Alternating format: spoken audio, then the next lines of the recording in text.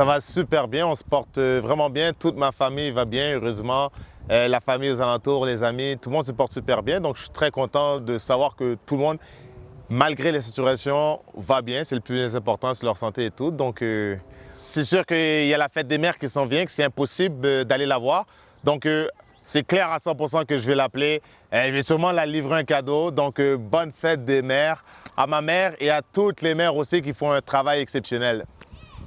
Pat, je suis un peu curieux de savoir, évidemment, c'est limité les possibilités d'entraînement. Tu es habitué d'aller dans des différents gymnases, un petit peu partout. Comment tu t'y prends pour garder la forme?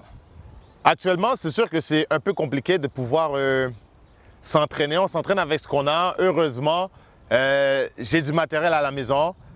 J'ai du matériel qui m'a été prêté, donc je peux m'entraîner. Je peux travailler au niveau de mon conditionnement, du cardio et des lacunes qu'on avait à travailler. Ça me donne le temps. Ça me permet de travailler certaines lacunes. Et donc, j'en profite. Il n'y a pas de day off.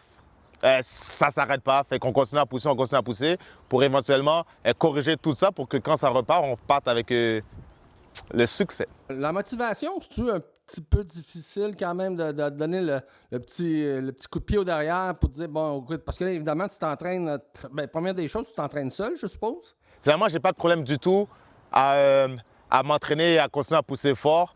J'ai des objectifs en vue. J'ai lâché un call-out dernièrement, donc je suis motivé à 100% de le réaliser, si ça se réalise, bien sûr. Donc, je suis à fond, je suis boosté à fond, je suis à bloc pour cet objectif-là. Et peu importe que ça se réalise ou ne se réalise pas, je serai prêt. On se prépare en tout temps. On nous a dit d'être prêt en tout temps. Je suis prêt en tout temps. Donc, peu importe ce qui se passe, amen.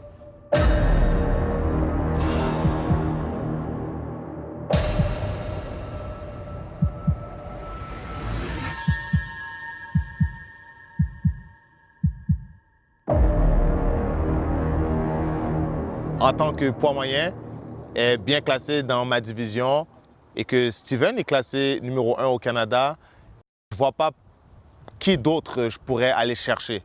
Qui d'autre pourrait chercher? Moi, je suis classé numéro 2, donc lui est 1, moi je suis 2 au Canada. Sur cet avis, je ne vois pas qui d'autre ou quelle autre personne m'intéresserait, donc mon point est dirigé vers lui et c'est tout.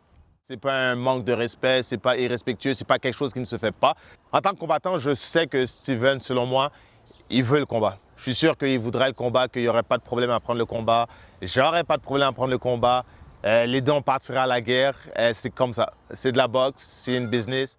Et malgré les classements mondiaux, parce que je suis en avance dans les classements mondiaux, c'est le boxeur le plus proche que je pense d'ici. Donc oui, c'est une chose que moi, je serais partant de faire. D'ailleurs, les combats locaux avec le confinement qu'on a maintenant, je pense que c'est juste ça qu'il va y avoir pour le moment. C'est des combats locaux. Donc, pour les fans, c'est super important. Si vous voulez le combat, il faut continuer à faire du bruit. Il faut continuer à le réclamer. Que vous m'aimez pas, que vous êtes de mon côté ou que vous êtes de son côté, c'est important de faire du bruit si vous voulez le combat. On est partant, tout peut se faire avec les Baxter Promotions. Donc, je ne pense pas que Steven ait peur non plus. Je ne pense pas que son équipe ait peur ou peu importe ce qui se passe. Entre nous, je pense qu'on veut le combat. Là, c'est juste voir si les deux équipes sont capables, eux, ensemble, de s'organiser pour que le combat ait lieu. Donc, continuez à faire du bruit, arrêtez pas, réclamez le combat.